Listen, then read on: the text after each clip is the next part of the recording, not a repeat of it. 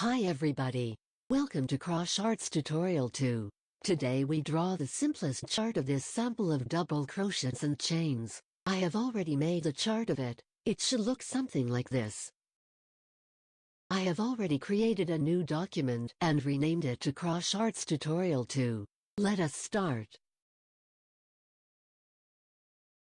First, I select HDC from the stitch repository and place it somewhere with a click on the drawing area.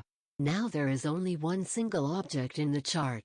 As we just placed it, it is selected. The selection can be cleared by clicking on the background, or the stitch can be selected by clicking on it. As you see, the selected object has two handles, one for translating and one for rotating.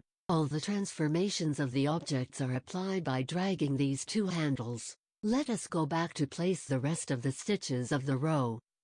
But how will the stitches of the row be nicely aligned? Well, there is already a rectangular grid in the background. We just have to check the box to enable adjusting to it. Then we can move the stitch to the appropriate position. After that, I place 3 more stitches on the right and a turning chain 3 at the end.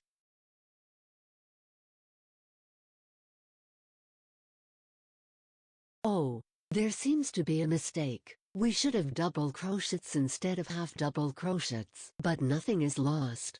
I select every HDC by clicking on them while holding the control button. If I select DC now from the stitch repository, then all of them will turn into double crochets with positioning kept. The double crochets are still selected, so we can copy and paste them by Ctrl+C Ctrl+V and move the copied 4 new stitches to the left.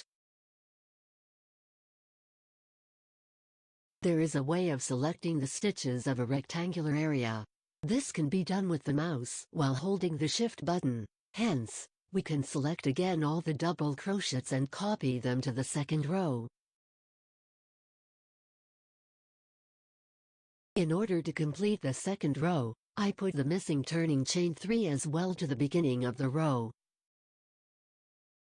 Next, we can copy the existing pattern to the third and fourth row in one step.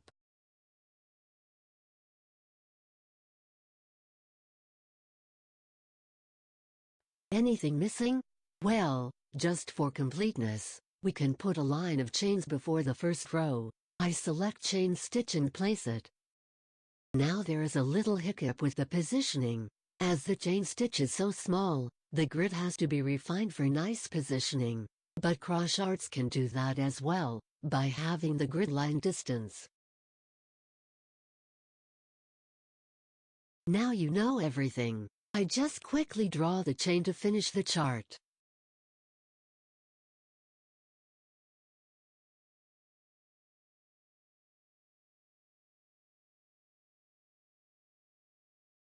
If you are satisfied with the chart, you can export it as an SVG file. It can be further processed with any vector editor. Thank you for visiting this tutorial. I hope you enjoyed it. Have a great time with Crocharts.com.